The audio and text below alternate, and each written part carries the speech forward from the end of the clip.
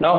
अस्सलाम वालेकुम रहमतुल्लाहि वबरकातुहू। प्यारे बच्चों, आप लोगों का इस्तकबाल है एक्सटीर एकेडमी पर।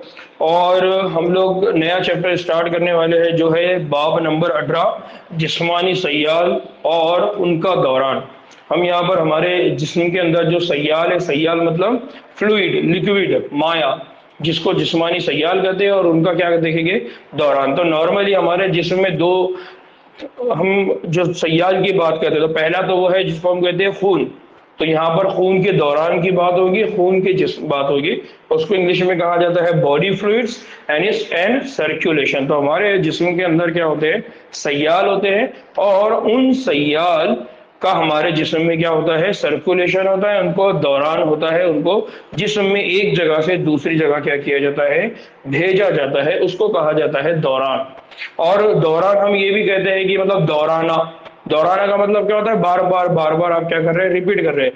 तो खून हमारे जिस्म के अंदर क्या होता रहता है, घूमता रहता है, इसलिए भी इसको, इसके लिए जो लफ्ज इस्तेमाल किया हुआ है वो क्या है, दौरान।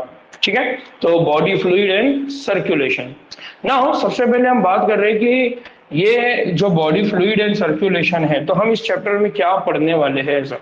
ठीक है। तो सबसे पहले ये कि हमने, अगर आपको याद होगा, तो एनिमल फिजियोलॉजी के अंदर, इंसानों की जिस्मानी साख्त के अंदर, इंसानों के अंदर होने वाले कामों में से जो सबसे पहला काम देखा था हमने, वो देखा था डाइजेशन, और उसके बाद देखा था अमल तनफुस। एक देखा था हमने अमल हाजमा, और दूसरा देखा था निज़ाम अमल तनफुस। तो अब उन दोनों को लेकर यहाँ बात हो रही है कि जो जितने भी जानदार होते हैं, तो हमको मालूम है कि सभी जानदारों में, सभी जानदार जो खलिए होते हैं, उनको मगजियात यानी ग़िज़ा, ऑक्सीजन और दीगर अहम अशिया की क्या होती है, ज़रूरत होती है। हमको मालूम है खलियों को अगर जिंदा रहना है तो उनको क्या चाहिए, उनको ग़िज़ा चाहिए, ऑक्सीजन चाहिए, और दीगर अहम अशिया चाहिए, जिसको हम इलेक्ट्रोलाइट्स, आयंस वगैरह कहते हैं। अलावा अजी इसके अलावा खलियों में क्या होता है, तो खलिए जब इनका इस्तेमाल करेंगे तो खलिए क्या बनाएंगे, खलिए उसके रद्द अमल में बनाएंगे फजला या नुकसानदाह अशिया होती है। तो जो फजला होगा और जो नुकसानदाह अशिया होगी, उनको खलियों से क्या करना पड़ेगा, मुसलसिल तौर पर क्या करना पड़ेगा, बाहर निकालना पड़ेगा, ताकि जो बाफ्त है यानी जो टिश्यू है, खलिए, खलियों से क्या बनती है, बाफ्त, बाफ्त से क्या बनता है हमारा अजू, अजू से मिलकर क्या बनता है, अजूवी निज़ाम। तो यहाँ पर बाफ्त की बात हो रही है कि बाफ्त की बाकायदगी, यानी बाफ्त का अगर काम कंटिन्यूस चलना है, तो उसकी बाकायदगी को बाकी रखने के लिए जरूरी है कि वहां पर मगजियात, ऑक्सीजन, दीगर को पहुंचाया जाए, और वहां पर जो फजला और जो नुकसानदा अशिया बने उसको निकाला जाए। लिहाजा खलियों के अंदर और बाहर इन अशिया की क्या की जाती है, आमद और रफ्त की जाती है, यानी खलियों के अंदर भी लाया जाएगा और उनके बाहर भी लेकर आया जाएगा। तो इसके लिए एक क्या होना, मुअस्सिर तरीक़ेकार की क्या होगी, जरूरत होगी। जैसा हमारे पास है कि हमको जो जरूरत की अशिया है उनको लाने ले जाने के लिए हमारे पास क्या है, ट्रांसपोर्टेशन सिस्टम है, गाड़ियों का निज़ाम है, ट्रेन है, और इसी तरह से बहुत सारे ट्रांसपोर्टेशन के सिस्टम है, जिसके जरिए क्या होता है, हमारे घर तक या हमारे घर के बाहर तक सारी अशिया क्या होती है, अवेलेबल होती है। जिसकी जरूरत, जिस चीज की हमको जरूरत होती है वो लेते हैं, और जिन चीज को हमको वापस करना होता है उनको क्या कर देते हैं, रिटर्न कर देते हैं, वापस कर देते हैं। इसी तरह से हमारे खलियों में भी होता है, जिन ऑक्सीजन की, ग़िज़ा की उनको नीड होगी वो लेंगे, और जिनकी जरूरत नहीं होगी और जो फजला होगा उसको क्या कर देंगे, बाहर कर देंगे। फिर इसी तरह से हम ये कहते हैं कि जो जानवर है हमारे, तो जानवरों में बहुत सारे ग्रुप है, जानवरों में बहुत सारे खानदान है, बहुत सारे फाइला में। कुछ जानवर पानी में रहते हैं, कुछ जानवर जमीन पे रहते हैं, कुछ पानी और जमीन पर होते हैं, कुछ हवा में होते हैं। तो इस तरह से जानदारों के अंदर बहुत सारे क्या है, किस्में हैं। तो ये क्यों हुआ, तो हम ये कहते हैं कि ये इर्तिका की वजह से हुआ, इवोल्यूशन की वजह से हुआ। तो हम ये कहते हैं कि जानवरों के मुख्तलिफ ग्रोह में मुख्तलिफ तरीकों का क्या हुआ है, इर्तिका हुआ है, उन्होंने अलग अलग तरीके को अपनाया है। कुछ जानदार जैसे स्पॉन्जीज, जैसे सेलेंट्रेट्स, इनमें क्या होता है, इनमें पानी जिस्म में, यहाँ पर कौन है, देखिए यहाँ पर कौन है, पानी है। अब यहाँ पर जो सयाल है, यहाँ का जो सयाल है यानी जो जिस्मानी सयाल है, तो स्पॉन्जीज की और सिलेंट्रेट की बात करें तो वो कौन है, पानी। वो कौन है? पानी। इसका मतलब है पानी इनके जिस्म में मगजियात लेके जाएगा, पानी इनके जिस्म में ऑक्सीजन लेकर जाएगा और दीगर अशिया ले जाएगा, और यही पानी रहेगा जो उनके जिस्म से फजला या नुकसानदा अशिया को क्या करेगा? बाहर करेगा। तो ये जो एनिमल है, ये एनिमल सबसे सादा, सबसे सिंपल जानदार है, ठीक है ना। हो तो अब क्या होगा, इनमें पाए जाने वाले क्या हो गए? सुराखों। सुराखों से ये क्या करता है? दौरान करता है। यहाँ पर सुराखों होना चाहिए था लेकिन रेड है क्या, आप याद रखिए कि ये क्या है? सुराखों। तो सुराखों से क्या होता है? दौरान करता है, ताकि खलियों को मुख्तलिफ तरह की क्या हो, अशिया का तबादला करने में क्या हो जाए? आसानी हो जाए। देखिए इनका एक सिस्टम जो है मैंने यहाँ पर बताया है, ये देखिए उनका सिंपल सा सिस्टम है।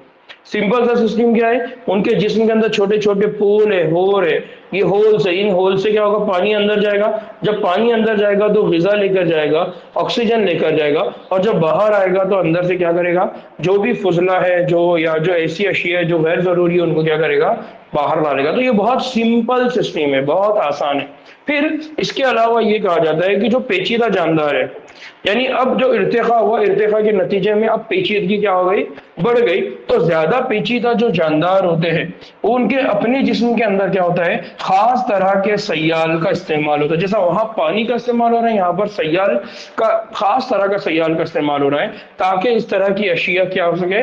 आसानी से अंदर लाई जाए और दूसरी को क्या किया जाए? बाहर भेजा जाए। अक्सर वो बेशतर जितने भी बड़े जानदार है, जैसा कि इंसान, इस मकसद के लिए खून का इस्तेमाल करते हैं। किसका इस्तेमाल करते हैं? खून का इस्तेमाल करते हैं। और इसी तरह से इंसानों की अगर बात की जाए, तो इंसानों के अंदर जो सयाल हो गए, वो सयाल दो तरह के हैं। एक सयाल वो है जिसको क्या कहते हैं हम? खून। दूसरा एक सयाल है, उसको कहा जाता है, दूसरा जिस्मानी सयाल, जिसको क्या कहा जाता है? लिम्फ। क्या कहा जाता है इसको? लिम्फ। एक है ब्लड, जिसको हम कह रहे हैं खून, और दूसरा है जिसको हम क्या कहते हैं? लिम्फ। अभी लिम्फ क्या है मैं इसको आगे आपको समझाऊंगा, इसको हम आगे पढ़ने वाले हैं। तो एक जिस्मानी सयाल कौन है? खून, और दूसरा जिस्मानी सयाल कौन है? लिम्फ। ये जो है, ये क्या करता है? ये मखसूस अशिया के नकलो हमल क्या करते हैं? अंजाम देता है। तो इस बाब में हम किसको पढ़ेंगे? इस बाब में हम खून और लिम्फ यानी बाफ्ती सयाल को। ये जो लिम्फ होता है, इसको दूसरे अल्फाज में कहा जाता है बाफ्ती। क्या कहा जाता है इसको? बाफ्ती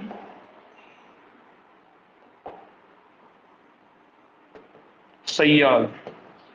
क्या कहा जाता है इसको? बाफ्ती सयाल। इंग्लिश में उसको कहा जाता है इंटरस्टिशियल फ्लूइड। देखिए मैंने अब ये दोनों भी सयाल को समझाने के लिए यहाँ पर एक डायग्राम बनाया है, ये एक डायग्राम ऐड किया है कि अगर आप देखेंगे तो ये जो सिस्टम है, ये है वेन, वेन्यूल्स, ये है आर्टरी, आर्ट्रियोल्स, यानी ये कौन है? ये है शरियान, और ये कौन है? वरीद। ये खून लेकर जाने वाली है, ये खून लेकर जाने वाली है, ये खून लाने वाली है। ये दिल से खून लेकर जाएंगी, ये खून दिल को लेकर आके देगी। तो ये दोनों के अंदर खून का बहाव है, खून का दौरान हो रहा है। और यहाँ पर देखिए, यहाँ पर है लिम्फेटिक वेसल्स। इस लिम्फेटिक वेसल में किसका बहाव होगा? इस लिम्फेटिक वेसल में बहाव होगा लिम्फ का। यानी हमारे जिस्म के अंदर दो तरह के सिस्टम काम करते हैं। एक खून को दौरान करवाता है, एक खून को एक जगह से दूसरी जगह ले जाएगा, और दूसरा है जो बाफ्ती सयाल को, जिसको हम क्या कह रहे हैं? लिम्फ, उसको एक जगह से दूसरी जगह लेकर जाएगा। तो यहां पर किसी को कोई डाउट है?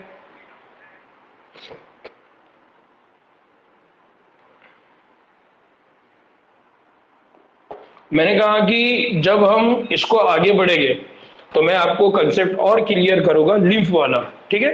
तो अभी कोई गड़बड़ नहीं जब तक हमारा ब्लड नहीं हो जाता, ठीक है।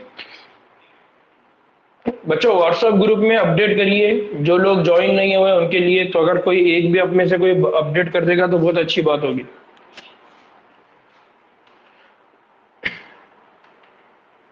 ठीक है ना। अब हम स्टार्ट कर रहे हैं सबसे पहले खून की। खून क्या होता है?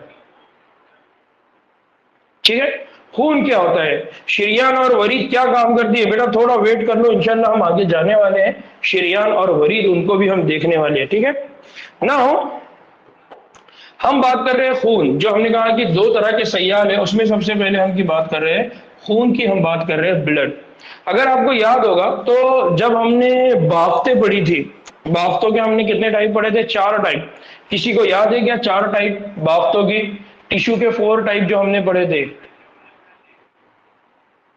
जी, किसी को याद है कि जरा 4 नेम बताइए, सभी मिलकर बताइए जरा कौन कौन से थे? एपिथेलिया, बहुत अच्छे, नमीरा, दूसरा दूसरा क्या था?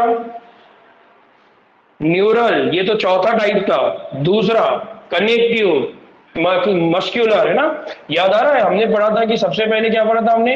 इपीथेलियल। इपीथेलियल मतलब बर आदमा। दूसरा हमने पढ़ा था कनेक्टिव, कनेक्टिव में हमने पढ़ा था इत्तेसाली। फिर हमने पढ़ा था मस्कुलर, उसको हमने क्या कहा था? उजलाती। और फोर्थ हमने पढ़ा था वो था न्यूरल टिश्यू, जिसको हमने कहा था अस्सोबी। याद आ रहा है? तो ये 4 टाइप हमने पढ़ा था ना। इन 4 टाइप में से जिसकी हम आज बात करने वाले हैं वो है कनेक्टिव टिश्यू, और जिसको कहा जाता है इत्तेसाली बाफ। और इस इत्तेसाली बाफ में भी हमने कहा था कि मखसूस, याद आ रहा है आपको? हमने स्पेशलाइज कनेक्टिव टिश्यू की बात की थे, स्पेशलाइज इत्तेसाली बाफ्ट की बात किए थे। तो उसमें हमने कहा था एक होता है बोन, एक होता है जी कार्टिलेज, और एक होता है ब्लड। तो आज हम ब्लड की बात कर रहे हैं, इसलिए जब ब्लड को हम डिफाइन करेंगे या जब हम ब्लड की तारीफ करेंगे तो ब्लड की तारीफ क्या करेंगे? हम ब्लड की तारीफ करेंगे। खून एक मखसूस इत्तेसाली बाफ्ट है जो कि सियाल मैट्रिक्स, प्लाज्मा और तश्कीली अनासिर से बना होता है। अब यहाँ पर 2 बातें हैं। जो खून है उस खून के अंदर क्या है? तो खून के अंदर 2 चीजें हैं। एक जो है वो है सियाल मैट्रिक्स। क्या है? सियाल मैट्रिक्स। ये जो सियाल मैट्रिक्स है, इसी सियाल मैट्रिक्स को क्या कहा जा रहा है? प्लाज्मा। सियाल मैट्रिक्स जिसका नाम क्या है? प्लाज्मा। मैट्रिक्स किसको बोलते हैं? तो यहां पर जो मैट्रिक्स है, ये मैट्रिक्स कैसी है? लिक्विड नेचर है, फ्लूइड नेचर है, सियाल नेचर है, और उसका नाम क्या है? प्लाज्मा। और दूसरा उनके पास क्या है? तश्कीली अनासिर।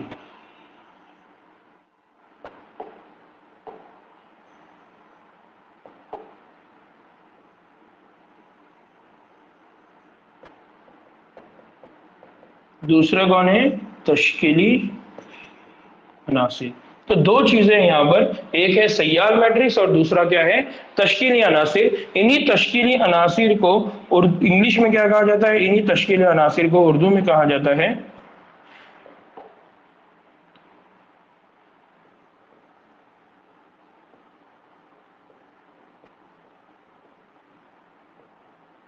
Form elements. क्या कहा जाता है इनको? Form elements. फॉर्म एलिमेंट मतलब जो बनाने वाले हैं।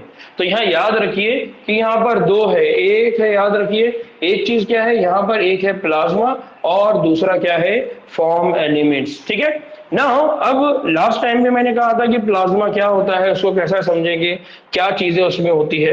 तो सबसे पहली बात याद रखिए कि जो प्लाज्मा होता है ये एक जर्दी माइल वलूजी सयाल होता है। ये कैसा होता है? जर्दी माइल वलूजी। अब यहाँ पर 2 लफ्ज है, एक है जर्दी। जर्दी आपको ना, अंडे की जर्दी। अंडे की जर्दी मतलब कौन सा कलर हो गया? पीला, ठीक है, येलो कलर।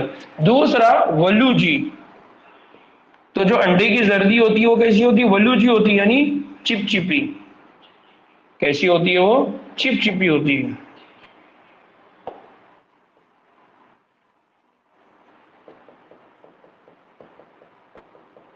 यानी वो कैसी होती है? विस्कस। दूसरे अल्फाज में क्या बोला जाता है इसको? Viscous, sticky. तो यहाँ याद रखिए कि एक तो है जर्दी, दूसरा वर्ड क्या है? वलूजी। जर्दी और वलूजी को आप बहुत आसानी से याद रख सकते हैं। जिस तरह से अंडे के अंदर क्या होती है?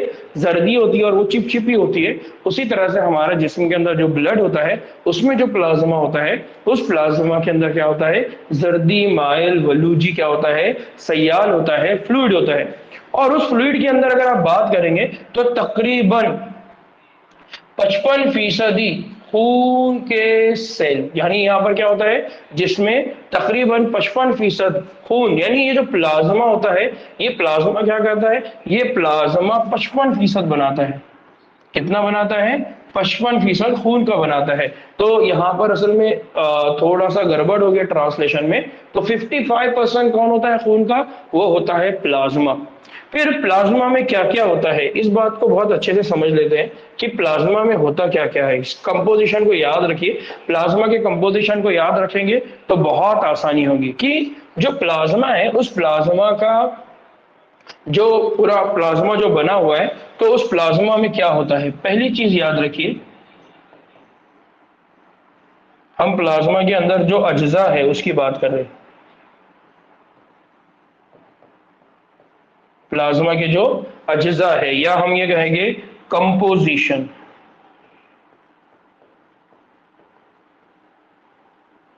ठीक है, तो प्लाज्मा के अंदर कौन से अज्जा है, प्लाज्मा का कंपोजिशन क्या है, हम उसकी बात कर रहे हैं।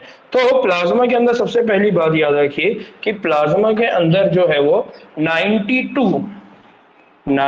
से 92 यानी 90 से 92% ये यहाँ पर क्या होता है, यहाँ पर होता है पानी। क्या होता है, पानी। फिर यहाँ पर 6 to 8 यानी 6 से 8% जो होता है वो होता है प्रोटीन। वो क्या होता है, प्रोटीन। तो पहली याद रखना है, प्लाज्मा में 90 से 92% क्या होता है, पानी होता है, और 6 से 8% क्या होता है, प्रोटीन होता है। फिर यहाँ पर जो प्रोटीन है, वो प्रोटीन भी 3 टाइप के प्रोटीन है, 3 तरह के, 3 किस्म के प्रोटीन है। वो प्रोटीन कौन कौन से है, तो एक जो प्रोटीन होता है उसको कहा जाता है फाइब्रिनोजन। क्या कहा जाता है इसको, फाइब्रिनोजन।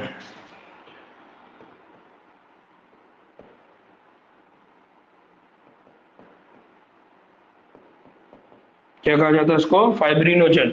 दूसरा जो होता है इसको कहा जाता है ग्लोब्यूलिन। दूसरा जो प्रोटीन होता है इसको क्या कहा जाता है, ग्लोब्यूलिन। तीसरा जो प्रोटीन होता है इसको कहा जाता है एल्ब्यूमिन। तीसरा जो प्रोटीन होता है इसको क्या कहा जाता है, एल्ब्यूमिन।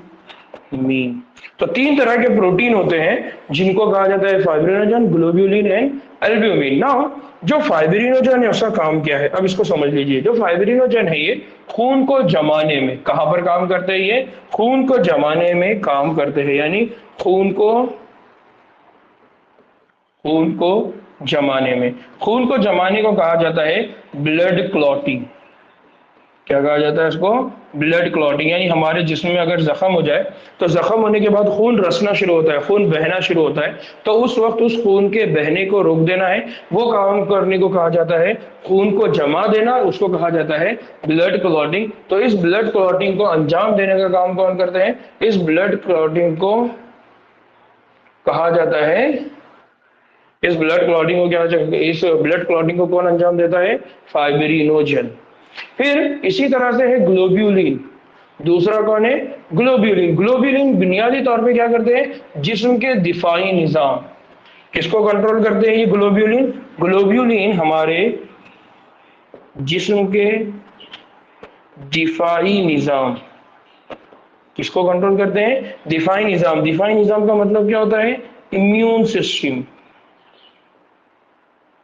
क्या होता है, इम्यून सिस्टम। तो जिस तरह से हर घर में दिफाई निज़ाम होता है, हर शहर का दिफाई निज़ाम होता है, पुलिस होती है, तो वैसे ही हमारा जिस्म का भी दिफाई निज़ाम है। हर कंट्री का एक दिफाई निज़ाम होता है जो वहाँ के गुंडों से या चोरी चकारी करने वाले लोगों से क्या करता है, हिफाजत करता है। उसी तरह से यहाँ पर भी एक दिफाई निज़ाम होता है। उस दिफाई निज़ाम का काम कौन करता है हमारे जिस्म में, वो करता है एल्ब्यूमिन, वो काम अंजाम देता है। ठीक है ना। तीसरा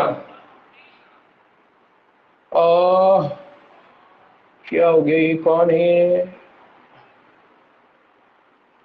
अरे वो बच्ची का अप्रूवल हो गया निखत बेटा, वो ऐड क्यों नहीं हो रहे उनको बताओ। उनका अप्रूवल तो मैंने कर दिया था, उनका अप्रूवल मैंने कर दिया था।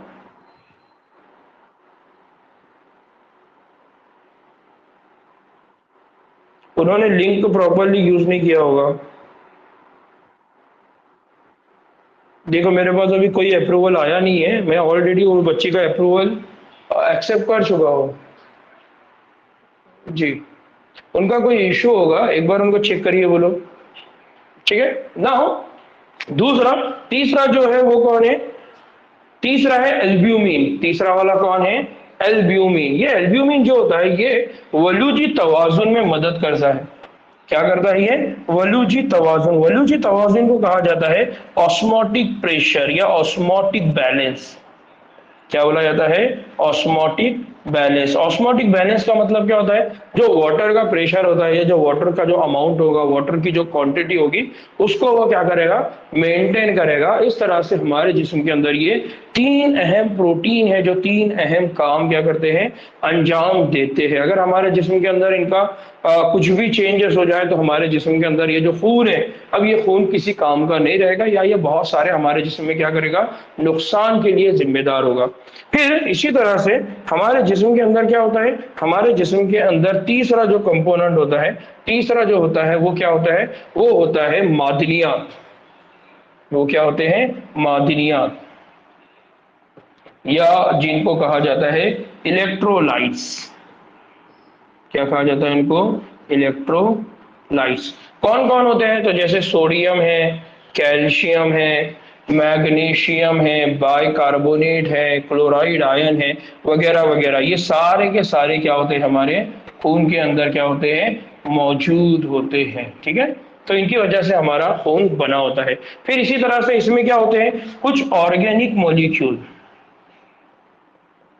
ऑर्गेनिक कंपोनेंट, या हम कहेंगे कि कुछ तग़ज़िया होता है, ग़िज़ाइयात के अज्जा होते हैं। उसमें कौन कौन है? तो उसमें एक होता है जिसको हम कहते हैं ग्लूकोज, जो हमारा एनर्जी का पहला जरिया है, जिससे हम एनर्जी का, या जिसको हम क्या कहते हैं, तवानाई का हमारा क्या है? वो पहला जरिया है। तो एक है ग्लूकोज। दूसरा कौन है? दूसरा है अमीनो एसिड। कौन है? Amino acid. और तीसरा कौन है? वो है लिपिड, जिसको हम क्या कहते हैं? चर्बी। क्या कहते हैं हम उसको? चर्बी वगैरह है, जो क्या होती है? प्लाज्मा में मौजूद होते हैं। और क्योंकि जिस्म में इनकी क्या होती है? जिस्म में इनकी रवानगी हमेशा क्या होती रहती है? जारी रहती है, यानी इनका दौरान हमेशा होते रहता है। फिर प्लाज्मा में क्या होता है? प्लाज्मा में खून को जमाने वाली जो अवामिल है, अब ये बहुत अहम है। देखिए यहाँ पर एक और लफ्ज है जिसको बहुत अहम है, उसको आपको याद रखना है कि प्लाज्मा में क्या होता है? प्लाज्मा में खून को जमाने वाले अवामिल मौजूद होते हैं। प्लाज्मा में क्या होते हैं? खून को जमाने वाले अवामिल मौजूद होते हैं। लेकिन ये जो खून को जमाने वाले अवामिल है,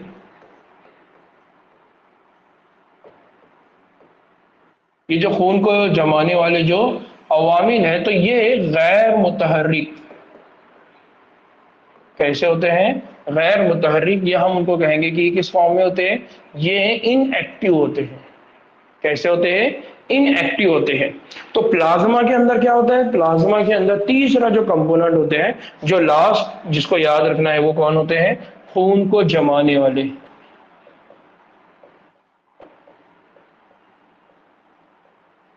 ये खून को जमाने वाले अवामिल को क्या कहते हैं? इनको कहा जाता है ब्लड क्लॉटिंग फैक्टर्स। क्या कहा जाता है इनको?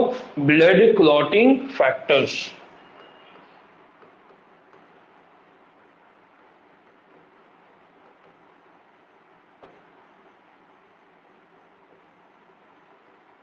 ठीक है, इनको क्या कहा जाता है? Blood clotting factors. नाउ एक और डेफिनेशन है यहाँ पर, एक और नया टर्म है यहाँ पर जिसको आपको याद रखना है। पहले मैं ये सब इरेज कर देता हूँ ताकि वो नया टर्म बताऊं। तो बस इतनी बात याद रखिए कि खून है, खून को हम क्या कहते हैं? मखसूस इत्तेसाली बाफ्त कहते हैं। उसके अंदर क्या होता है? प्लाज्मा, जिसको हम क्या कहते हैं? सयाल मैट्रिक्स। फ्लूइड नेचर का ये मैट्रिक्स है।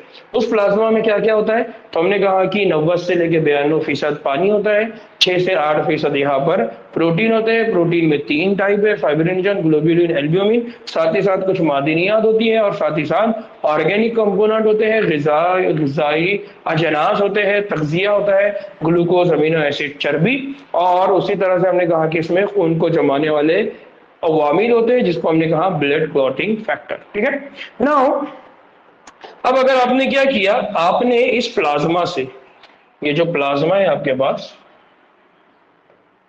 इस प्लाज्मा से आपने खून को जमाने वाले अवामिल को अगर निकाल दिया, खून को जमाने वाले अवामिल को अगर आपने निकाल दिया, तो अब ये जो प्लाज्मा है, ये जो प्लाज्मा है, अब ये प्लाज्मा ना रहते हुए, अब ये प्लाज्मा ना रहते हुए, अब इसका नाम क्या बन जाएगा, इसका नाम बन जाएगा सीरम। क्या नाम बन जाएगा इसका, सीरम। क्या नाम बन जाएगा उसका, सीरम। तो यहां बहुत अहम याद रखिए कि प्लाज्मा में अगर खून को जमाने वाले अवामिल मौजूद ना हो, या आप कह सकते हैं कि अगर हम उनको निकाल दें तो फिर क्या बचेगा, तो जो बचेगा अब उसको आप क्या बोलेंगे, सीरम बोलेंगे। उसको क्या बोलेंगे आप, सीरम। क्या बोलेंगे आप उसको, सीरम। ठीक है, यहां पर किसी को कोई प्रॉब्लम है, ठीक।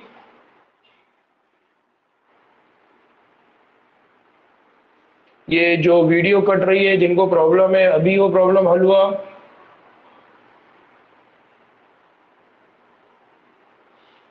ठीक, ओके, ठीक है। नाउ अब हम बात कर रहे हैं कि हमारे पास क्या होता है। हमने कहा कि खून के अंदर प्लाज्मा होती है। देखिए यहां पर मैंने बताया है कि सॉल्ट है, मिनरल है, वाटर है, प्रोटीन, ये डायग्राम में कितना परसेंट होता है, 55%। दूसरा हम ये कह रहे हैं कि यहाँ पर क्या हो गया, ब्लड सेल हो गए।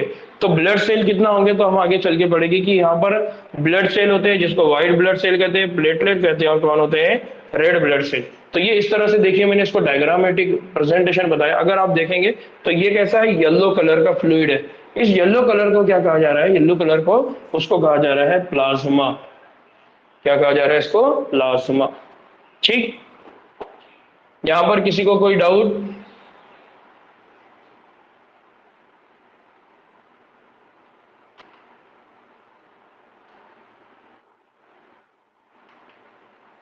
नाउ अब हम दूसरा बात कर रहे हैं जिसको हमने कहा कि फॉर्म एलिमेंट्स। हमने क्या कहा उसको, फॉर्म एलिमेंट्स हमने कहा, या हम कहेंगे उसको तश्कीली अनासिर। क्या कहेंगे उसको हम, फॉर्म एलिमेंट्स कहेंगे या तश्कीली अनासिर कहेंगे।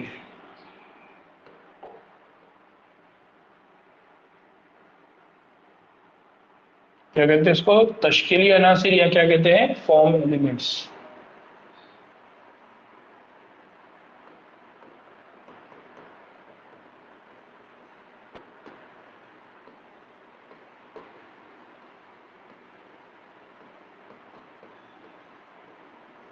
तश्कीली अनासिर, या उसको क्या कह रहे हैं, फॉर्म एलिमेंट्स। ना यहाँ पर जो तश्कीली अनासिर है, तश्कीली अनासिर कौन कौन है, तो यहाँ पर कहा जाता है कि यहाँ पर कौन है, इरिथ्रोसाइट, यहाँ पर कौन है, ल्यूकोसाइट, और यहाँ पर कौन है, प्लेटलेट्स। तो इरिथ्रोसाइट, प्लेटलेट्स, ल्यूकोसाइट, इन तीनों को मिलाकर क्या बनाया जाता है, तश्कीली अनासिर। क्या बनाया जाता है इनको, तश्कीली अनासिर। अब नॉर्मली हम क्या कहते हैं, जो ब्लड, रेड ब्लड सेल है, इस रेड ब्लड सेल को हम क्या कहते हैं, इरिथ्रोसाइट। दूसरा कौन है, व्हाइट ब्लड सेल। इस व्हाइट ब्लड सेल के लिए जो लफ्ज हम इस्तेमाल करते हैं वो क्या है, यहाँ पर ल्यूकोसाइट। वो कौन है, ल्यूकोसाइट। इसी तरह से उन्होंने लिखा है प्लेटलेट्स। तो प्लेटलेट्स के लिए दूसरा नाम क्या है, वो है थ्रोम्बोसाइट्स। कौन है, थ्रोम्बोसाइट्स। तो यहां पर याद रखना है, एक है आपके पास ल्यूकोसाइट्स, दूसरा कौन है आपके पास, वो है इरीथ्रोसाइट्स,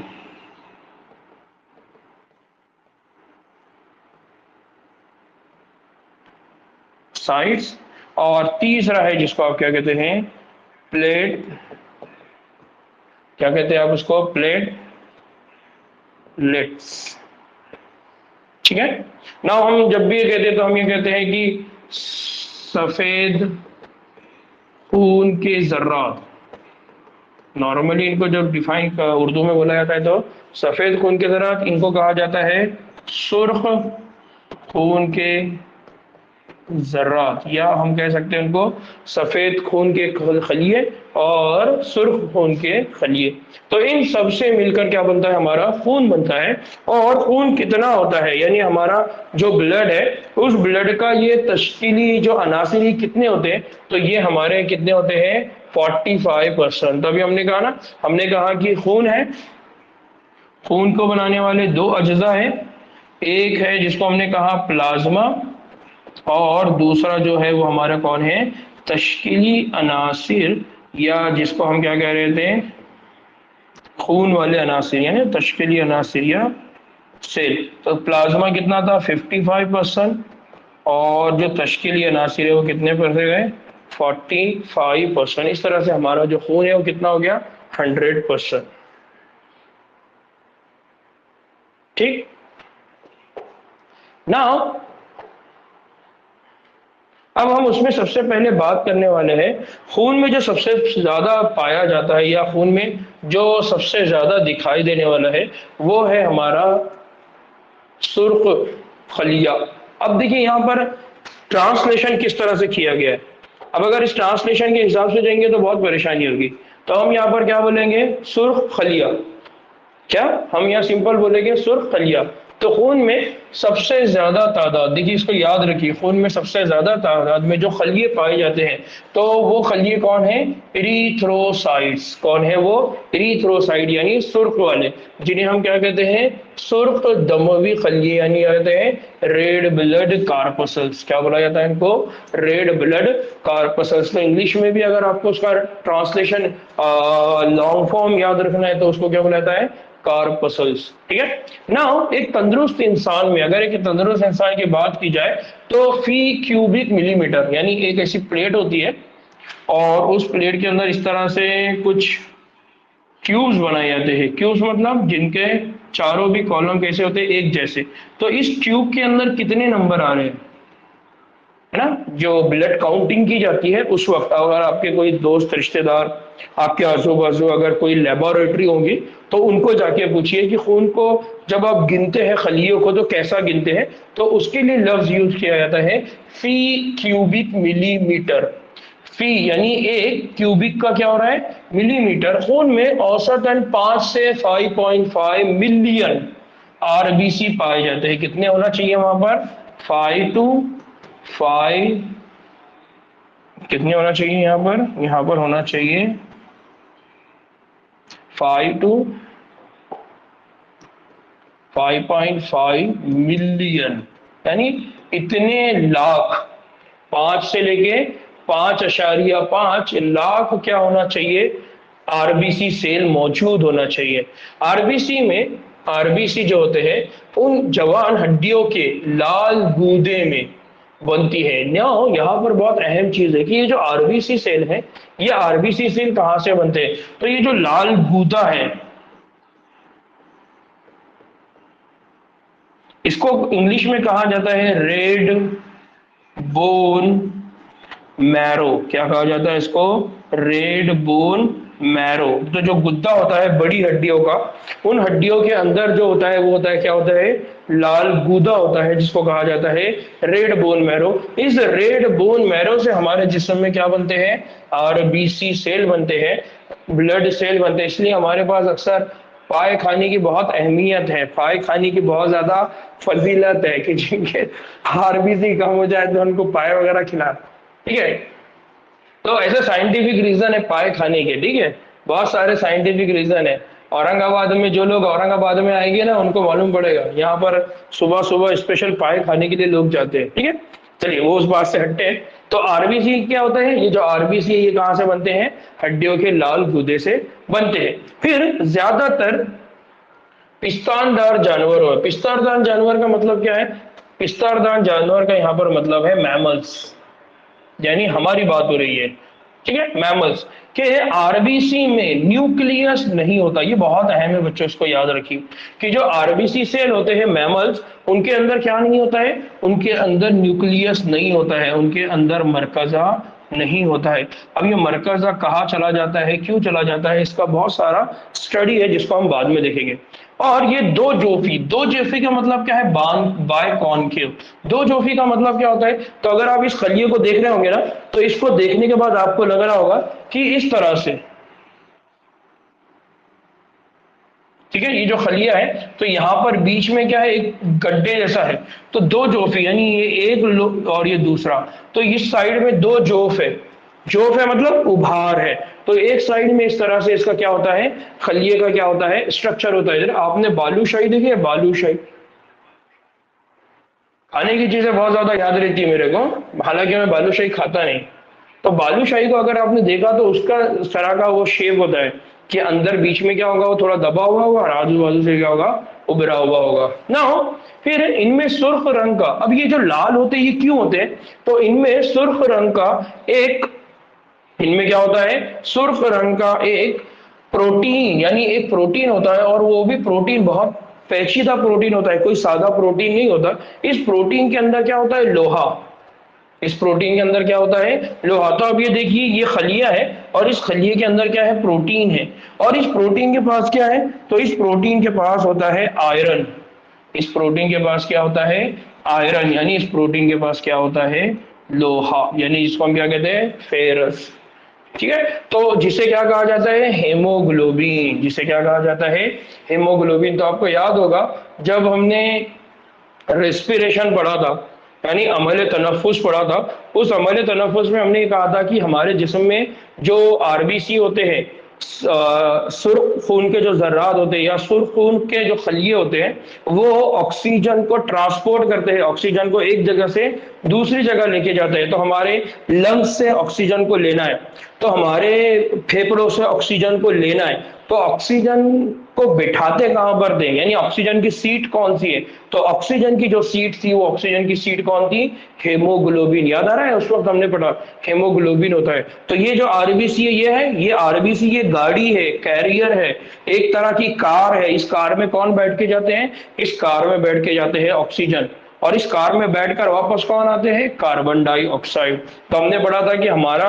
97% ऑक्सीजन, 97% ऑक्सीजन को लेकर जाने का काम कौन करते हैं, आरबीसी से, सुर्ख खून के जर्रा। और 3% को हमने कहा था प्लाज्मा, 3% कहां पर जाता है, प्लाज्मा के जरिए। इसी तरह से कार्बन डाइऑक्साइड को भी हमने पढ़ा था।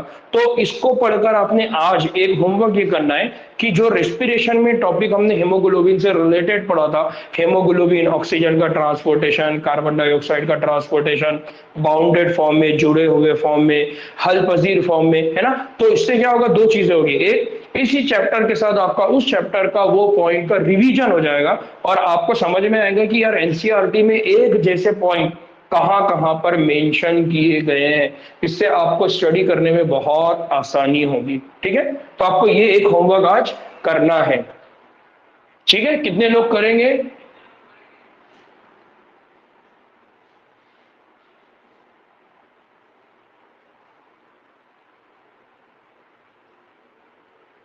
माशाल्लाह, चलिए अच्छा है, एक्टिव है आप लोग, चलो माशाल्लाह एक्टिव है।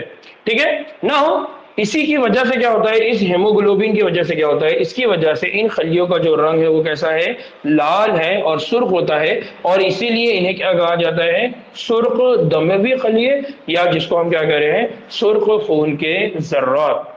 फिर एक और बात याद रखिए, एक तंदुरुस्त इंसान के हर 100 मिलीलीटर खून, हर 100 मिलीलीटर खून में 12 से लेकर 16 ग्राम हेमोग्लोबिन होता है। कितने ग्राम, 12 से लेकर 16 ग्राम। अब एक जगह एनसीईआरटी ने 15 ग्राम भी मेंशन किया हुआ है, 12 से लेकर 16, और एक जगह 15 भी मेंशन किया हुआ है। अगर एग्जाम में कोई क्वेश्चन ऐसा आ जाए जहां से 12 से 16 ऑप्शन ना हो और वहां पर ऑप्शन में 15 हो, तो आप उसको टिक करेंगे। ठीक है, अगर 17 हो, 18 हो, 11 हो, तो उस वक्त आप उनको नहीं करेंगे, आप 12 से 16 की रेंज में, 12, 13, 14, 15, 16, और अगर ये भी ना हो, सिर्फ 15 हो, करेक्ट ऑप्शन 15 रहेगा। इसको याद रखना है अपनी। तो जो रेस्पिरेशन वाला चैप्टर था, अमल तनफुस वाला, वहां पर 15 मेंशन है। बस इतनी बात याद रखिए कि एक आरबीसी, यानी अगर मैं आपके जिस्म से 100 ml ब्लड निकालू, 100 ml खून लो, तो उस 100 ml खून में आपके खून से, क्योंकि अभी आप तंदुरुस्त है, तो आपके खून से कितना मिलेगा मेरे को? 12 से लेकर 16 की रेंज में मिलेगा। अभी जो खाते पीते घर के, उनके जिस्म में 16 होगा। जो बेचारे हमेशा पालक ही बनाए, मेथी बनाए, ये बनाए बोल के नहीं खाते होंगे, उनके जिस्म में हो सकता है कि 11.99 हो, यानी 12 के करीब करीब हो। तो इसलिए घर पे जो बनाए खाना अच्छे से और अल्लाह का शुक्र अदा करना।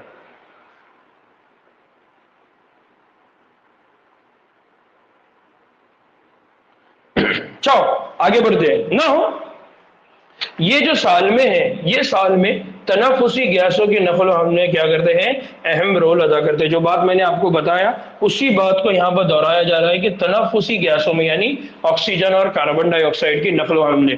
फिर आरबीसी की औसत उम्र सिर्फ 120 दिन है। इसलिए हम ये कहते हैं कि हमारा जो आरबीसी सेल है वो हर 3 महीनों में यानी 120 डेज में क्या होता है, रिकवर होता है, दोबारा बनाया जाता है, नया खून आता है। ठीक है, जिसके बाद वो तिल्ली यानी स्प्लीन, तिल्ली है ना, तिल्ली मालूम है आपको? अक्सर घर में कलेजी बनती है और उसके साथ में क्या होती है, तिल्ली होती है। तो वो जो पोर्शन होता है ना तिल्ली, वो तिल्ली बेसिकली उसमें क्या होता है, स्प्लीन। उस तिल्ली के अंदर, उस स्प्लीन के अंदर क्या होता है, जो आरबीसी सेल है, जो 3 महीने के बाद क्या हो जाएगी, उनको खत्म कर दिया जाता है, उनको वहां ले जाके क्या कर देते हैं, किल कर देते हैं। जिसे आरबीसी का क्या कहा जाता है, आरबीसी का खबरस्तान कहा जाता है, ग्रेव यार्ड ऑफ आरबीसी। क्या कहते हैं उसको, ग्रेवयार्ड ऑफ आरबीसी, आरबीसी का खबरस्तान। क्या कहते हैं उसको, आरबीसी का खबरस्तान। जैसा हमारा भी एक खबरस्तान है, हमको भी मौत आने वाली है, वहां ले जाके हमको दफन कर देंगे, वैसे ही आरबीसी हर 3 महीने में क्या किए जाते हैं, दफन कर दिए जाते हैं, किल कर दिए जाते हैं, खत्म कर दिए जाते हैं। और उनको कहाँ पर गाड़ा जाता है, उनको दफनाया जाता है स्प्लीन के अंदर। ठीक है, यहाँ पर किसी को कोई डाउट है, कोई है ऐसा जिसको बात नहीं समझी? ठीक ना हो तो ये जो था, ये कौन था, ये कौन थे, जो कौन से सेल थे, ये थे आरबीसी सेल। ना हो अब हम बात कर रहे हैं व्हाइट ब्लड सेल।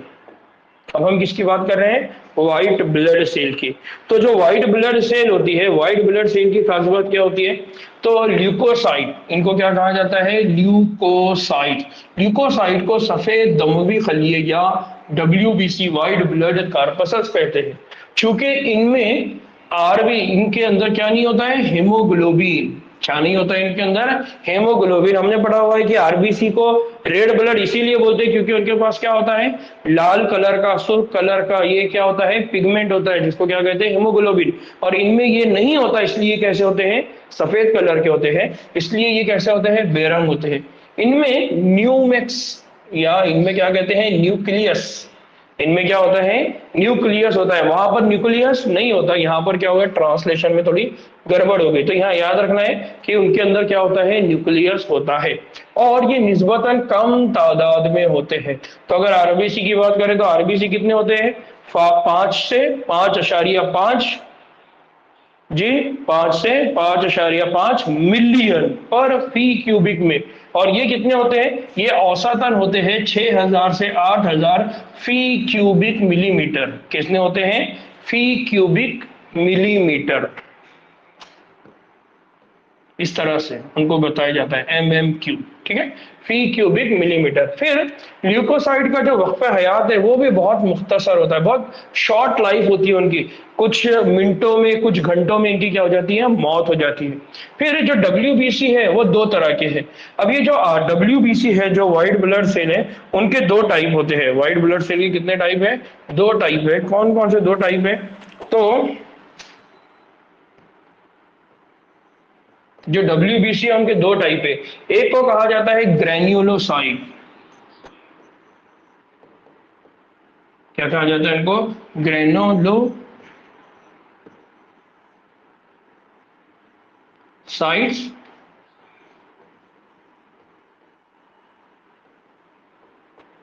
और दूसरा होता है, इसको कहा जाता है ए ग्रेन्युलोसाइट।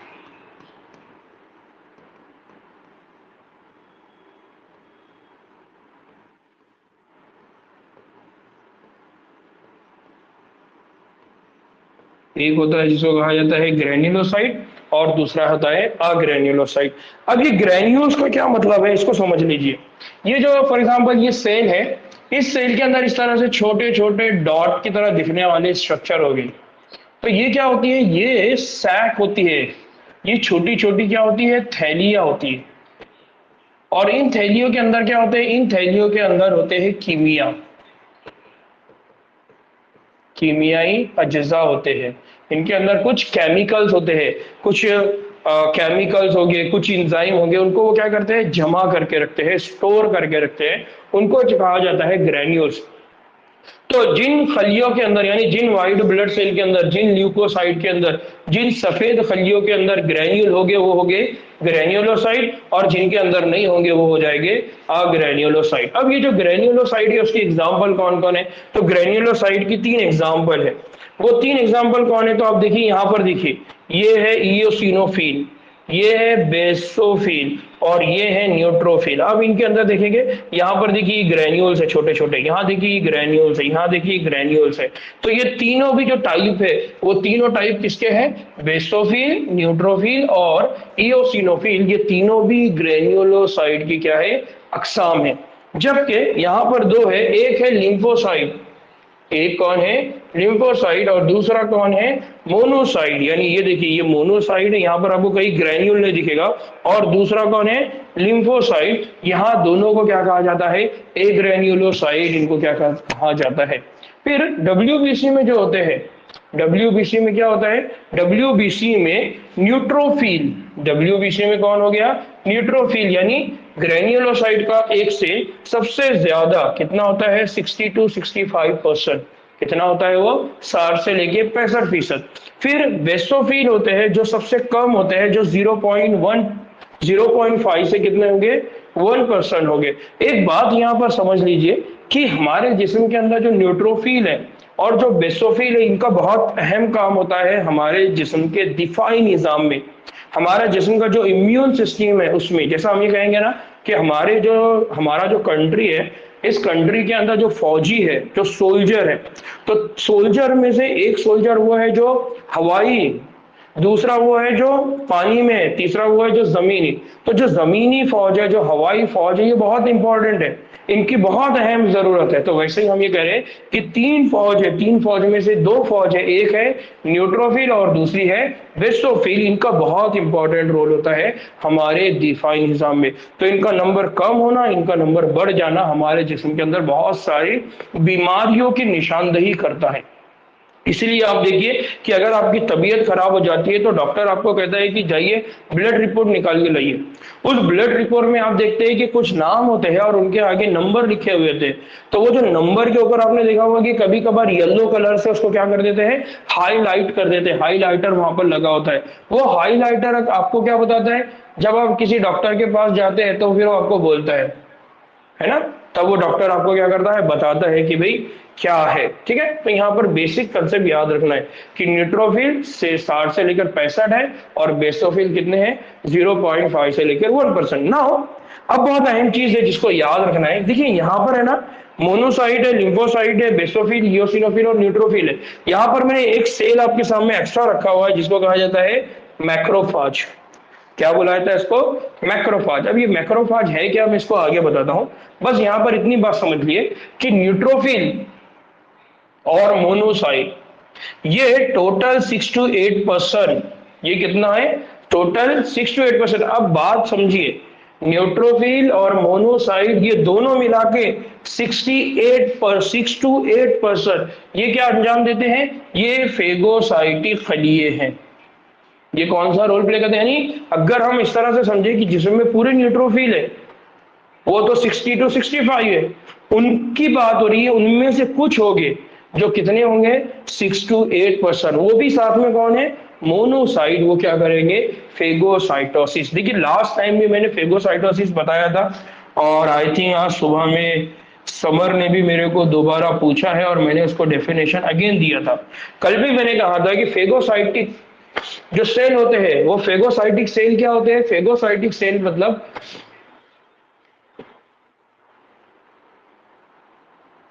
फेगोसाइटिक सेल या फेगोसाइटोसिस का मतलब क्या होता है, जब कभी कोई जिस्म के बाहर से दाखिल होता है, कोई जरासीम हो सकता है, कोई वायरस हो सकता है, कोई बैक्टीरिया होगा, तो सेल क्या करेगा, पहले उसको इंगल्फ कर लेगा, उसको खा लेगा। खाने के बाद उसको क्या कर देगा, हजम कर लेगा, उसको ब्रेक डाउन कर देगा और उसको जिस्म से क्या कर देगा, बाहर कर देगा। तब उस अमल को कहा जाता है फेगोसाइटोसिस। और इस अमल को अंजाम देने वाले जो सेल होते हैं, उन सेल को क्या कहा जाता है, फेगोसाइटिक सेल, जिसको हम क्या कहते हैं, फेगोसाइटिक खलिए। और ये काम अंजाम देने का काम, ये इस काम को अंजाम देना ये दो सेल का है, एक है न्यूट्रोफिल और दूसरा है मोनोसाइट। और इसी काम को जो तीसरा सेल अंजाम देता है वो है मैक्रोफाज। वो कौन है, मैक्रोफाज। अच्छा मेरे को ये बताइए, हमने मैक्रोफाज कहां पढ़े, कोई बताएगा कि मैक्रोफाज हमने कहां पर पढ़ा है?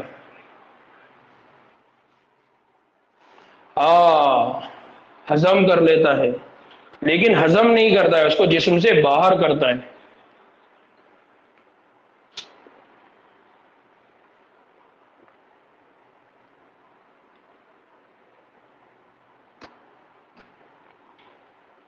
जी कहां पढ़े थे हमने?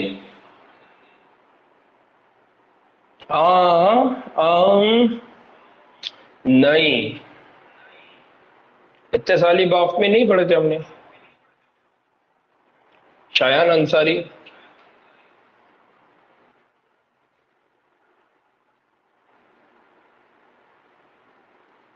जी किसी को याद नहीं आ रहा है? फेगोसाइटिक से मैक्रोफाज कहां पढ़े हमने? अरे आपको याद होगा ना, जब हमने इपिथेलियल टिश्यू पढ़े थे तो हमने कहा था कि वहां दो टाइप होते हैं। याद आ रहा है किसी को? क्या कनेक्टिव टिश्यू में? शायान कंफर्म बोलो, कंफर्म। हाँ इत्तेसाली बाफ। मैं शायान को कंफ्यूज करना चाह रहा था लेकिन वो हुआ नहीं।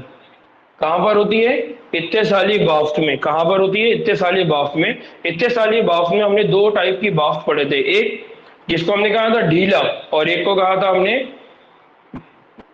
तंग, जिसमें हमने कहा था कसीफ। तो अब आपको याद होगा हमने वहां पर दो तरह के बाफ्त की बात की थी, loose connective tissue, dense connective tissue. तो जो लूज कनेक्टिव टिश्यू थे उसमें हमने पढ़ा था कि वहां पर दो टाइप होती है, एक होती है एरियोलार और एक होती है एडिपोस। तो एरियोलार के मामले में हमने कहा था कि वहां पर जो खलिए होते हैं उन खलियों में से एक खलिया जो होता है वो मैक्रोफाज होता है। और इसी तरह से इत्तेसाली बाफ्त की जब हमने बात किए थे तो इत्तेसाली बाफ्त को बनाने वाले तीन सेल होते हैं।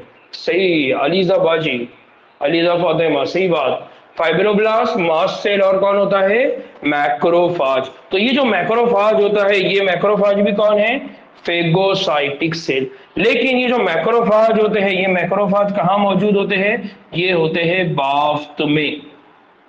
बात समझ में आई? ये कहां पर होते हैं, बाफ्त में। और जो न्यूट्रोफिल और जो मोनोसाइट है ये कहां पर होते हैं जी, न्यूट्रोफिल और मोनोसाइट ये कहां पर है? जल्दी जल्दी आंसर फास्ट। 17 लोग हैं, 17 लोग इतने स्लो कैसे हो सकते हैं?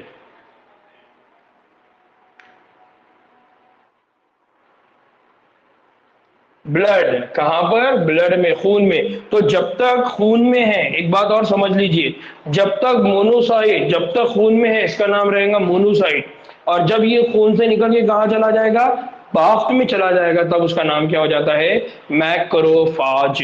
क्या हो जाता है, मैक्रोफाज। इसको कहा जाता है बड़ी पुलिस। मैक्रोफाज को दूसरे लफ्ज में क्या कहा जाता है, जैसा बड़े भाई छोटे भाई होते हैं ना, बड़े मियाँ छोटे मियाँ, तो ये जो मैक्रोफाज है ये मैक्रोफाज बड़े मियाँ है। कौन है ये, बड़े मियाँ या बड़े भैया है। और मोनोसाइट कौन है, छोटे भाई।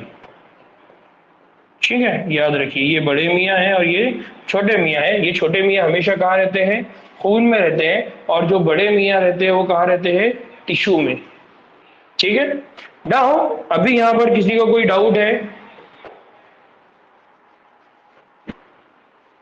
ठीक ना, उसके बाद हमने कहा कि जो भी बाहर से जिस्म के हमारे जिस्म में दाखिल होता है तो उन अजसाम को ये क्या कर देते हैं, हलाक कर देते हैं, खत्म कर देते हैं, किल कर देते हैं, मार देते हैं और उनको जिस्म से क्या कर देते हैं, बाहर कर देते हैं। उस अमल को कहा जाता है फेगोसाइटोसिस। ना यहाँ पर एक और बात याद रखिए कि जो बेसोफिल होते हैं, बेसोफिल जिसको हमने कहा कि इनका जो नंबर होता है ये कितना होता है 0.5 to 1%। कितना होता है 0.5 to 1%, 0.5 से लेकर 1%। तो ये क्या करते हैं, ये जो बेसोफिल होते हैं, ये बेसोफिल तीन तरह के केमिकल को रिलीज करते हैं। तीन तरह के केमिकल को ये हमारे जिस्म में क्या करते हैं, रिलीज करते हैं, सिक्रीट करते हैं, खारिज करते हैं। एक को कहा जाता है हिस्टामाइन, एक को क्या कहा जाता है, हिस्टामाइन।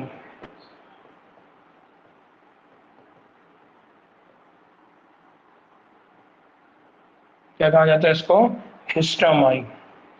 दूसरा होता है, इसको कहा जाता है सीरोटोनिन। दूसरे को क्या कहा जाता है, सीरोटोनिन। तीसरा होता है, इसको कहा जाता है हेपेरिन। क्या कहा जाता है, हेपेरिन। ये बेसोफिल करता क्या है, ये बेसोफिल हमारे जिस्म में बहुत बड़ा काम करता है।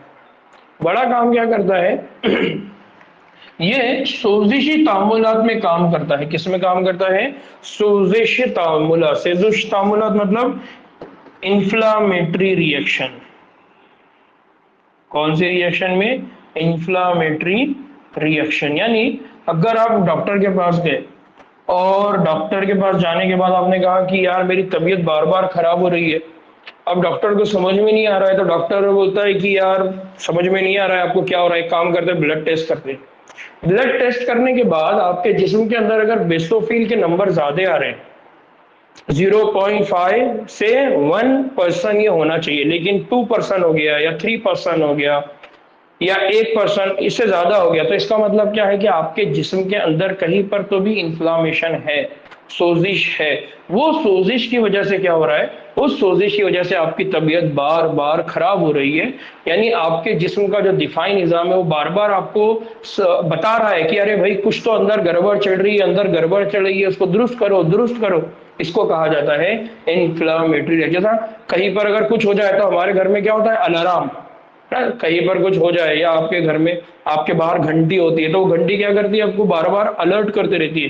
तो इस तरह से हमारे जिस्म के अंदर क्या होता है, ये बेसोफिल होते हैं जो बार बार अलर्ट करते रहते हैं, यानी इन्फ्लामेटरी रिएक्शन देते रहते हैं कि अंदर कुछ तो गड़बड़ चल रही है बॉडी के अंदर। अब बॉडी के बाहर अगर होगा तो हम देख लेंगे, लेकिन अंदर क्या हो रहा है नहीं समझ में आता। उसको हिस्टामिन वहां काम करता है, सीरोटोनिन वहां काम करता है, और काम करता है हेपेरिन। हेपेरिन ये क्या है, तो ये हमारे जिस्म के अंदर कभी भी खून को जमने नहीं देता, ये कभी भी खून को जमने नहीं देगा। इसी तरह से हिस्टामिन और सीरोटोनिन क्या करेंगे, एक हमारे जिस्म के अंदर क्या करेगा, वेसोडाइलेटर, यानी जिस जगह पर कहीं पर इन्फ्लामेशन है तो उस जगह के ऊपर जो खून की तादाद है उसको बढ़ा देगा।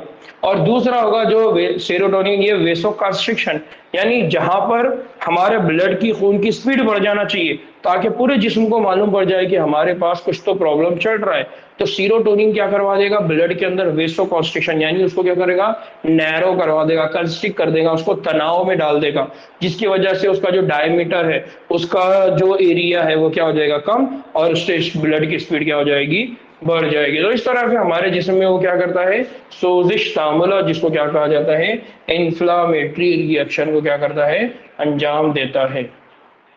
ठीक है ना, उसी को हम आगे चल के भी पढ़ने वाले हैं ना। इयोसिनोफिल, इयोसिनोफिल जो होता है, ये इयोसिनोफिल 2 से 3% होते हैं। इयोसिनोफिल हमारे जिस्म में कितने होते हैं, 2 से 3 होते हैं। और ये इनको कहा जाता है तादीय मज़ाहिम। तादीय मज़ाहिम का मतलब क्या होता है, ये हमारे बॉडी के अंदर एलर्जी के रिस्पॉन्स में काम करेंगे। कहां पर काम करेंगे, एलर्जी तामुलात में वाबस्ता है, एलर्जिक रिएक्शन। कहां पर काम करते हैं ये, एलर्जिक रिएक्शन, है ना, होती है हमारे को। कुछ लोगों को है तो खुशबू से एलर्जी होती है, कुछ लोगों को फूल से एलर्जी होती है, कुछ लोगों को पानी से एलर्जी होती है। तो अलग अलग जब एलर्जी होती है, उन एलर्जी के रिस्पॉन्स में कौन काम करता है हमारे जिस्म में, इयोसिनोफिल काम करते हैं। ये जो इयोसिनोफिल होते हैं ये कितने होते हैं, 2 से लेकर 3% ही हमारे जिस्म में होते हैं। अगर आपको कुछ समझ में नहीं आ रहा कि यार चेहरे के ऊपर रैशेस आ रहे हैं, चट्टे आ रहे हैं, फुंसियां बहुत ज्यादा आ रही है, कंटिन्यूअस फुंसिया बढ़ते जा रही है, तो उस वक्त हमने हमारा ब्लड चेक करवाना चाहिए और उसमें चेक करना चाहिए कि कहीं जो ईओसिनोफिल है उनके नंबर बढ़ तो नहीं गए।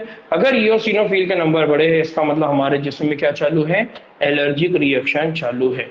फिर जो लिम्फोसाइट्स होते हैं, लिम्फोसाइट हमारे जिस्म में 20 से 25% होते हैं। लिम्फोसाइट कितने होते हैं, 20 से 25%। और ये दो तरह के होते हैं, एक होता है जिसको कहा जाता है टी लिम्फोसाइट, एक को कहा जाता है बी लिम्फोसाइट, जो हमारे जिस्म के अंदर क्या करते हैं, इम्यून सिस्टम में काम करते हैं। स्पेशली ये हमारे जिस्म के मामूली रद्द अमल के लिए जिम्मेदार होता है। तो जो बी लिम्फोसाइट होते हैं और दूसरे कौन से होते हैं, टी लिम्फोसाइट। तो बी लिम्फोसाइट के ऊपर आप देखेंगे तो एक स्ट्रक्चर आपको दिख रहा है, इसको कहा जाता है एंटीबॉडी। क्या कहते हैं इसको, एंटीबॉडी। अब ये एंटीबॉडी क्या करेगा, ये एंटीबॉडी हमारे जिस्म के अंदर जो मुदाफियती निज़ाम है उस मुदाफियती निज़ाम के अंदर हेल्प करता है, और इसकी वजह से जो मुदाफियती निज़ाम हमारे जिस्म में जनरेट होता है उसको कहा जाता है ह्यूमरल। क्या कहा जाता है इसको, ह्यूमरल इम्यून रिस्पॉन्स। क्या कहते हैं इसको, ह्यूमरल इम्यून रिस्पॉन्स।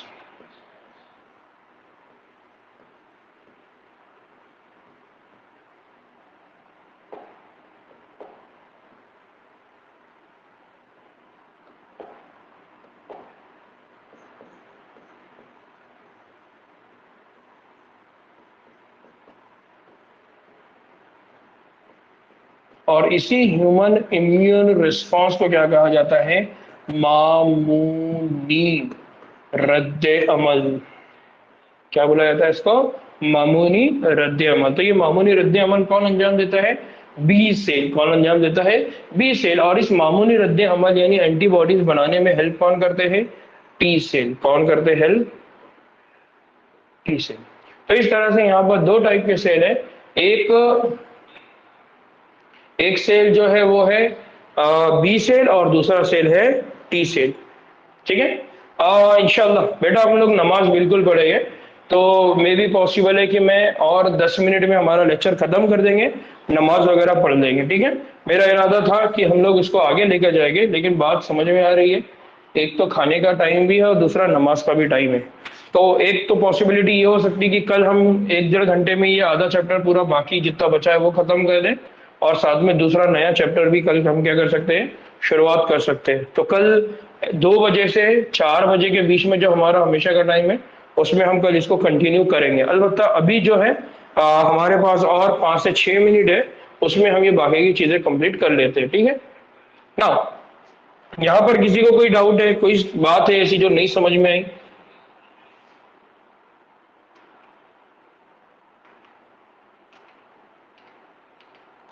ना हो ब्लड ग्रुप।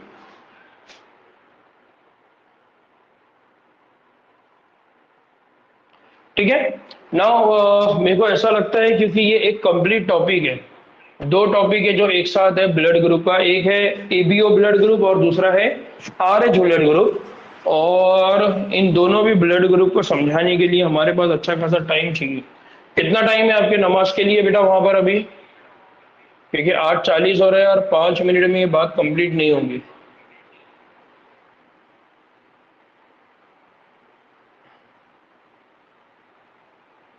ठीक है, तो एक काम करते हैं, कल हम ब्लड ग्रुप से स्टार्ट करेंगे। ब्लड ग्रुप के अंदर दोनों भी टाइप के ब्लड ग्रुप देखेंगे, उसके बाद लिम्फेटिक सिस्टम देखेंगे, उसके बाद इंसानी जो सर्कुलेटरी सिस्टम है, दौरानी निज़ाम है, उसको पूरा देखेंगे। और वो इंशाल्लाह पूरा कल हम खत्म करेंगे, और इंशाल्लाह कल ही नया चैप्टर हम स्टार्ट करेंगे। ठीक, थ्रोम्बोसाइट, एक थ्रोम्बोसाइट रह गया क्या? अरे यार गड़बड़ हो गया। ठीक है ना, 2 मिनट 5 मिनट में थ्रोम्बोसाइट हो जाएगा। ठीक है ना, एक और जो सेल है उसको क्या कहते हैं हम, प्लेटलेट्स। क्या कहते हैं उनको, प्लेटलेट्स। प्लेटलेट्स को क्या कहा जाता है, प्लेटलेट्स को कहा जाता है थ्रोम्बोसाइट्स। प्लेटलेट्स को क्या कहा जाता है, थ्रोम्बोसाइट्स। ये जो थ्रोम्बोसाइट है ये बेसिकली खलवी टुकड़े हैं, ये बहुत इंपॉर्टेंट है लफ्ज है, इसको याद रखिए कि ये क्या है, ये खलवी टुकड़े है। ये क्या है, सेल्यूलर फ्रैगमेंट। क्या बोला जाता है इनको, सेल्यूलर फ्रैगमेंट्स। क्या बोला जाता है इनको? Cellular fragment. और ये जो सेल्यूलर फ्रैगमेंट है या जो खलवी टुकड़े हैं, ये कहाँ से बने हुए? तो मेगा कैरियोसाइट। किससे बने हुए हैं? Mega karyocyte. कौन से वाले? मेगा कैरियोसाइट, यानी एक बहुत बड़े खलिए से ये बने हुए हैं। और ये कहाँ होता है? तो ये हड्डियों के गूदे के खास खलिए है। यानी हड्डियों के गूदे के खास खलिए का मतलब क्या होता है? इनको आगे चल के हम पढ़ेंगे, इनको कहा जाता है स्टेम सेल। क्या कहा जाता है इनको? Stem cell. फिर जो खून में प्लेटलेट्स की तादाद जो होती है वो 1,50,000 से लेके 3,50,000 तक होती है। प्लेटलेट से काफी अशिया खारिज होती है। अब ये काफी अशिया कौन कौन है? तो इनमें से ज्यादातर जो अशिया है वो कौन है? खून को जमाने वाले अवामिल, यानी जिसको हमने क्या कहा था? जिसको हमने कहा था ब्लड क्लॉटिंग फैक्टर्स। क्या कहा था उनको? ब्लड क्लॉटिंग फैक्टर्स होते हैं जो जो हमारे प्लेटलेट से निकलेंगे। इनकी जो तादाद होती है वो कम हो जाती है तो खून सही तरीके से जम नहीं सकता, जिससे जिस्म से काफी सारा खून क्या हो जाता है? निकल जाता है। इसलिए अक्सर आप देखिए कि जब कभी भी ऑपरेशन वगैरह करना होता है तो हमारे से खून को लिया जाता है। उसका बेसिकली पर्पस क्या होता है? कि उनके जिस्म में प्लेटलेट्स और बाकी के खून की मिकदार को क्या करके रखा जाए? मेंटेन करके रखा जाए, कि अगर किसी वजह से अगर प्रॉब्लम हो जाए, किसी वजह से अगर खून रसना शुरू हो जाए, तो वहां पर हमारे लिए आसानी रहे कि ये प्लेटलेट्स वगैरह जो हमने दूसरों से लिया है या जो सेल हमने लिया है वो उनके दिन वहां पर काम करे। तो उसकी बहुत सारी वजूहत में से एक वजह ये भी होती है। ठीक है, तो इंशाल्लाह कल हम ये जो दूसरा टॉपिक है आगे का वो कल आगे कंटिन्यू करेंगे, जिसमें हमने क्या कहा? जिसमें हमने कहा कि type of blood, blood group के टाइप्स की हम बात करेंगे, ब्लड ग्रुप्स के टाइप करेंगे। चलिए, कल के लिए दुआ में याद रखिए। इंशाअल्लाह कल हमारी फिर मुलाकात होगी। अस्सलाम वालेकुम वरहमतुल्लाहि वबरकातुहू।